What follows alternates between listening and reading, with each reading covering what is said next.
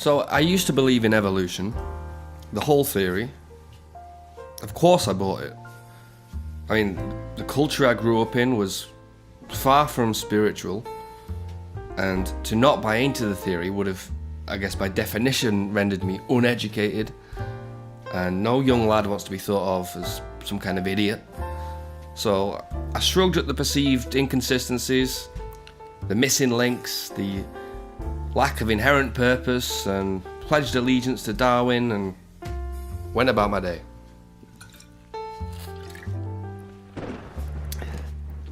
As I got older though, it seemed something just felt off with the whole thing. Something felt terribly wrong. It was as if evolution, the supposedly ongoing process, was only ever used to describe how we got here, certainly not why, and never any attention paid to where we go next, and if. As if we used to be evolving, but somehow now we're evolved. As if current year humanity was the final evolved Pokemon, with only things to look back on. A very arrogant and conveniently self-serving predicament for each passing generation. Growing up, I could, and still do, see progress everywhere, but not necessarily what I'd come to understand as natural. I mean, unlike the organic process of adaptation and survival we learned in school, the apparent progress I continue to witness is mostly technological. I observed house phones with actual separate answering machines turn into mobile phones with voicemail, from Nokia monophonic flip phone thingies into so-called smartphones with cameras and Wi-Fi. I watched computers go from big bulky machines with hilarious graphics to, laptops, iPads, tablets in full HD, high speed. I watched vehicles become more efficient, cookers, microwaves, shit. Go back a couple generations and a microwave was just the Queen's white glove hanging out of a limo to greet the peasants. Now it's a high-tech, newfangled, nutrient-destroying, laziness-enabling food warmer-upper. Progress. Things were getting better, Things have always been getting better. Things are improving, becoming more advanced, more intelligent, more sophisticated. Oh, what a time to be a thing. As for being a person, a human being, as a reluctant member of an allegedly evolving species, I saw the opposite happening. Each year I look around, I generally tend to find less happy, less healthy, more prescribed, fatter, dumber, less connected, less fulfilled populace than the previous year. Each generation increasingly desperate to shed themselves of individuality, more so than even virginity, all in favour of some cookie-cutter group to belong to. A predetermined social identity, a political clique, a cause, a movement, a club, a party. Anything to avoid self-development via genuine, nuanced and sometimes difficult conversations with, quote, the other side. Other side. I watched wholesome families break up and divorce under the guise of self-love or female empowerment. Female empowerment. A wonderful concept in which women no longer have to suffer God's gift of birthing, nurturing and shaping a loving human life. No, instead, get to ditch their offspring in government indoctrination centres for the privilege of working a 9-to-5 as some bastard's secretary.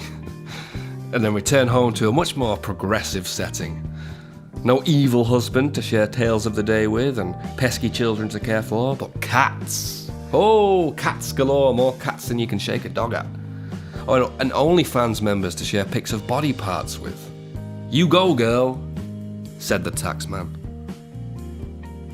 I witnessed ideas being censored, cancelled, or even criminalised under the guise of progress.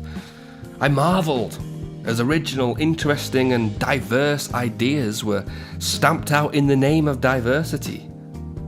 Diversity. AKA A world in which you can dye your hair 55 colours, have purple skin, one clown shoe, one ballet shoe, and identify as the fella next door. No problem. Just so long as you regurgitate all the correct PC talking points, anything goes.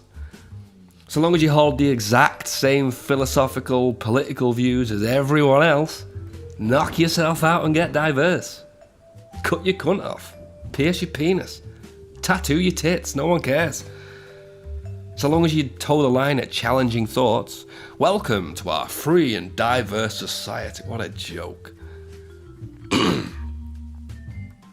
Sometimes I have to check the dictionary just to make sure words still mean the same thing they used to. You know what I mean? Often it doesn't. The word fascism, for example, coined by Mussolini, I believe, to describe the merging of state and corporate powers. That was until 1987 when a corporation bought the Webster's Dictionary and literally changed the definition of fascism, conveniently to exclude any and all mentions of corporations. Weird. Anyway, back on topic. I continue to observe an increasingly socially isolated, pilled up, resentful gaggle of less than half-wits dominate the landscape through sheer numbers, and I have to ask myself, and I do, what went wrong? How did we get here? How do we get back? Or better yet, and more realistically, how do we go forward on a better path? It feels very much to me, and I want you to remember, these are just my thoughts. I've no degree in expertism, and I'm not in possession of any citations for these musings.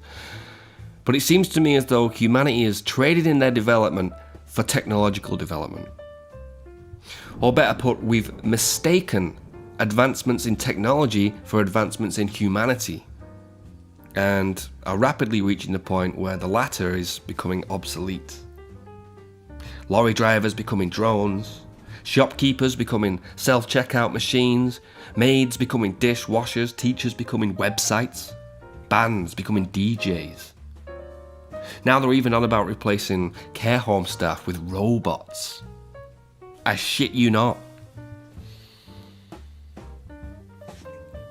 I know this isn't all bad. And I'm sure to most of you, I'd sound like an old man struggling to let go of the past. And in some ways, I agree, that's true. Or to put it in a more modern context, Dean Maroney likes this comment. The freeing up of people's time doing menial tasks due to creation of certain technology is definitely a bonus. But if we're not using that freed up time to advance or simply even embrace humanity, but instead to sit around anxiously and unwittingly feeding future tech developments, what's the point? At the end of the week, we crave one another.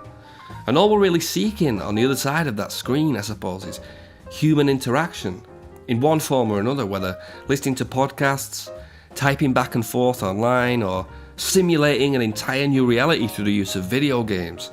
All we're really seeking is one another. Or perhaps that spark of divinity which exists within each individual. I recently watched Mark Zuckerberg. Is that even a real name? Come on. I recently watched Mark Zuckerberg advertising his new metaverse concept. And one of the key features was, and I shit you not, with updated virtual reality tech, and I quote, "It'll be like you're in the same room." As if I'm supposed to go, whoa, that's unthinkable. That's amazing. What is this, the future? Whereas for most of my life, up until recent years, being in the same room was just called life.